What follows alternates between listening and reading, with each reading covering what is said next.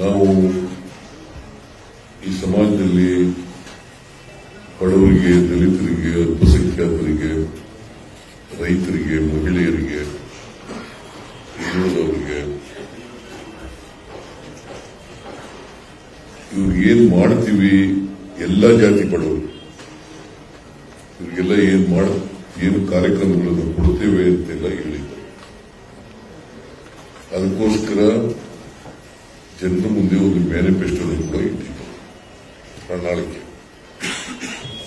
ಅದರಲ್ಲಿ ಅನೇಕ ಕಾರ್ಯಕ್ರಮಗಳನ್ನು ಕೊಡ್ತೀವಿ ಅಂತ ಹೇಳಿದ್ದಾರೆ. ಆ ಮ್ಯಾನಿಫೆಸ್ಟೋ 5 ವರ್ಷದ ಅವಧಿಗೆ ಇದ್ದಂತ ಮ್ಯಾನಿಫೆಸ್ಟೋ. ಮೊದಲನೇ ವರ್ಷನೇ ಮಾಡ್ಬಿಡ್ತೀವಿ ಅಂತಲ್ಲ, 5 ವರ್ಷದೊಳಗಡೆ ಮ್ಯಾನಿಫೆಸ್ಟೋದಲ್ಲಿ ಕೊಟ್ಟಿರ್ತಕ್ಕಂಥ ಭರವಸೆಗಳನ್ನ ಈಡೇರಿಸ್ತೀವಿ ಅಂತೇಳಿ ನಾವು ಜನತೆಗೆ ಕೊಟ್ಟಿದ್ದಂತ ವಾಗ್ದಾನ. ಆದರೆ 5 ಗ್ಯಾರಂಟಿಗಳನ್ನ ಅಧಿಕಾರಕ್ಕೆ ಬಂದ ತಕ್ಷಣ ಮಾಡ್ತೇವೆ ಅಂತ ಹೇಳಿದ್ರು. ಶಕ್ತಿ ಯೋಜನೆ, ಅನ್ನಭಾಗ್ಯ, ಗೃಹಜ್ಯೋತಿ, ಗೃಹಲಕ್ಷ್ಮಿ ಮತ್ತು ಯುವ ನಿಧಿ, ಈ 5 ಗ್ಯಾರಂಟಿಗಳನ್ನ ಅಧಿಕಾರಕ್ಕೆ ಬಂದ ತಕ್ಷಣ ಮಾಡ್ತೇವೆ ಅಂತೇಳಿ ಹೇಳಿದ್ರು. ನಾವು ಅಧಿಕಾರಕ್ಕೆ 20ನೇ ತಾರೀಕು ನಾನು ಡಿ.ಕೆ. ಶಿವಕುಮಾರ್ ಅವರು ಉಪಮುಖ್ಯಮಂತ್ರಿಯಾಗಿ, ನಾನು ಮುಖ್ಯಮಂತ್ರಿಯಾಗಿ, ಮತ್ತೆ 8 ಜನ ಬೇರೆ ಸಚಿವರುಗಳು ಕೂಡ ಅವತ್ತು ಪ್ರಮಾಣ ವಚನ ಸ್ವೀಕಾರ ಮಾಡಿದರು. 20ನೇ ತಾರೀಕು ಮೇ 2023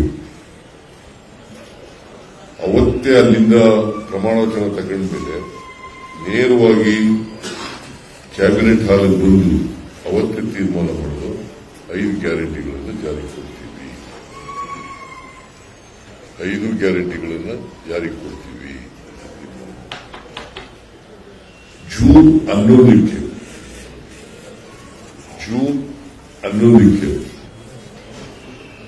ಶಕ್ತಿ ಯೋಜನೆ ಕಾರ್ಯಕ್ರಮವನ್ನು ವಿಧಾನಸೌಧದ ಮುಂಭಾಗದಲ್ಲಿ ಜಾರಿಗೆ ಕೊಡ್ತಕ್ಕಂಥ ಕೆಲಸವನ್ನು ಸರ್ಕಾರ ಮಾಡುತ್ತದೆ. ಜೂನ್ 11, 2023 ಲೆಸ್ ದಾನ್ ನಾವು ಅಧಿಕಾರಕ್ಕೆ ಬಂದ 1 ತಿಂಗಳು ಒಳಗಡೆ 20 ದಿನಗಳಲ್ಲಿ ಮಾಡಿದ್ದೀವಿ. ಜೂನ್ 11, 2020 ಅವತ್ತಿಂದ ಜಾರಿಗೆ ಬಂತು ಶಕ್ತಿ ಯೋಜನೆ. ಎಲ್ಲಾ ಮಹಿಳೆಯರಿಗೆ, ಸಮಾಜದಲ್ಲಿ ಮಹಿಳೆಯರು 50% ಇದ್ದಾರೆ. ಯಾವುದೇ ಜಾತಿ ಇಲ್ಲ, ಯಾವುದೇ ಧರ್ಮ ಇಲ್ಲ, ಎಲ್ಲಾ ಜಾತಿ, ಎಲ್ಲಾ ಧರ್ಮದವರು, ಎಲ್ಲಾ ಅಂತಸ್ತಿನವರು, ಅವರೆಲ್ಲರೂ ಕೂಡ ಸರ್ಕಾರಿ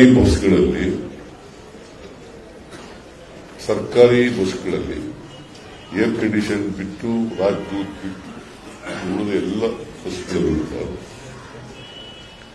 ಮಹಿಳೆಯರು ಉಚಿತವಾಗಿ ಪ್ರಯಾಣ ಮಾಡಬಹುದು. ಕರ್ನಾಟಕದ ಒಳಗಡೆ ಉಚಿತವಾಗಿ ಪ್ರಯಾಣ ಮಾಡಬಹುದು.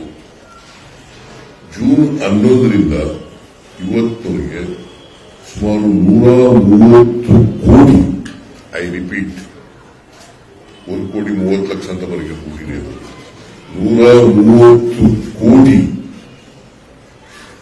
ಮಹಿಳೆಯರು ಉಚಿತವಾಗಿ ಪ್ರಯಾಣ ಮಾಡಿದ್ದಾರೆ.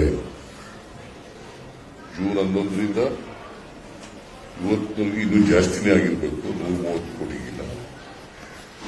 130 ಕೋಟಿ ಮಹಿಳೆಯರು ಉಚಿತವಾಗಿ ಪ್ರಯಾಣ ಮಾಡಿದ್ದಾರೆ.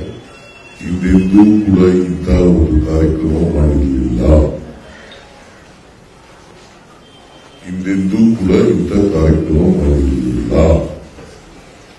ಸ್ವಾದಿಷ್ಟತೆಯ ಸ್ವಾದ, ತಾಜಾತನದ ಆಹ್ಲಾದ, ಉತ್ತಮ ಆರೋಗ್ಯ ಮತ್ತು ಹೆಚ್ಚಿನ ರೋಗ ನಿರೋಧಕ ಶಕ್ತಿಯ ವೃದ್ಧಿಗೆ ಈಗ ನಿಮಗೆ ಸಿಗುತ್ತಿದೆ ಉತ್ತಮ ಗುಣಮಟ್ಟದ ಪೌಷ್ಟಿಕಾಂಶ Shri Vaidik millet health mix. ಇದು ಸಿರಿಧಾನ್ಯಗಳ ಸಂಪತ್ತು.